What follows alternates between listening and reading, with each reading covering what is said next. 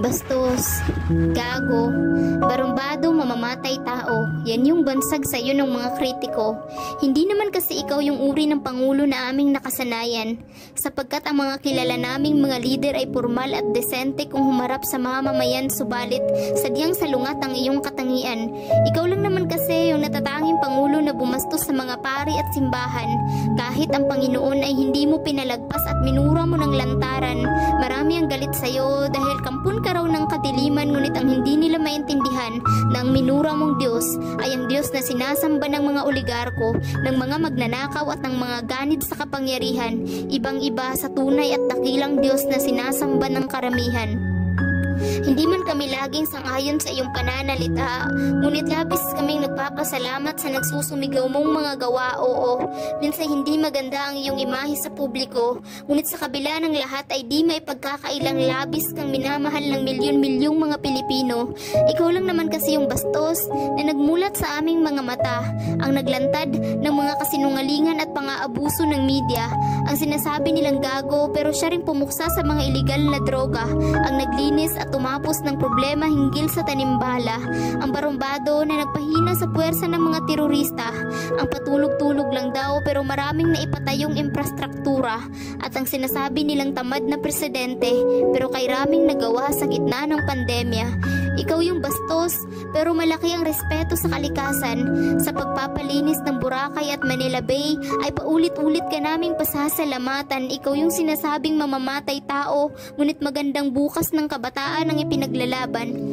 Marami man ang galit dahil wala ka raw pakialam sa karapatang pantao. Oo, karapatan ng mga kriminal na napapatay ng mga pulis at sundalo dahil para sa'yo, mas mahalaga ang buhay ng bawat inosenteng Pilipino. Kapag may napapatay ng mga kriminal at terorista sa bakbakan, ang iyong mga kritiko ay nagsisilabasan, gumagawa ng ingay sa social media at nagpoprotesta sa mga daan. Pero kay sakit sa pakiramdam, natikom ang kanilang mga bibig kapag ang napapatay ay ang mga pulis at kasundaluhan. Ikaw lang yung leader na may pakialam, ang pangulo na nagpakita ng pagmamahal sa mga sundalo at mga kapulisan, ang nagbigay ng malasakit sa mga Pilipinong ng ibang bayan, ang presidente na tumugon sa hinagpis ng mga magulang, ang nagbigay daan sa pagsuko ng libu-libong mga terorista, at ang nagsilbing tulay sa pagbabagong buhay ng mga kabataang nalulung sa iligal na droga. Hindi sapat ang ilang taon mong panunungkulan, itinaas mo ang pamantayan ng isang lider na dapat ay humahawak sa pinakamataas na kapangyarihan. Pero sabi nga nila na mas mabuti na yung nabigyan mo kami ng kahit 6 na taon kaysa sa hindi man lang kami nabigyan ng kahit konting pagkakataon. Ang pagsaludo sa iyo ay hindi sinyalis ng pagiging isang panatiko. Masama bang purihin ka at pasalamatan sa pagiging isang mahusay na pangulo dahil sa kabila ng mga walang kabuluhang mga kritisismo at sa pilit na pagpapabagsak sa iyo ng mga oligarko, wala kang ibang kakampi kundi kaming mga Pilipino.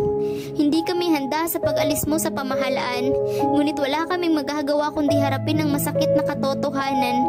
Magwawakas man ang iyong panunungkulan at babalik ka man sa pagiging isang sibilyan, mag-iiwan ka naman ng katiyakan sa aming mga puso't isipan. At iyon ay ang katotohanang isa ka sa pinakamagandang nangyari sa ating kasaysayan. Nais ko lang iparating sa iyo mula sa akin kasama ng milyon-milyong mga Pilipino. Maraming salamat po, mahal naming Pangulo.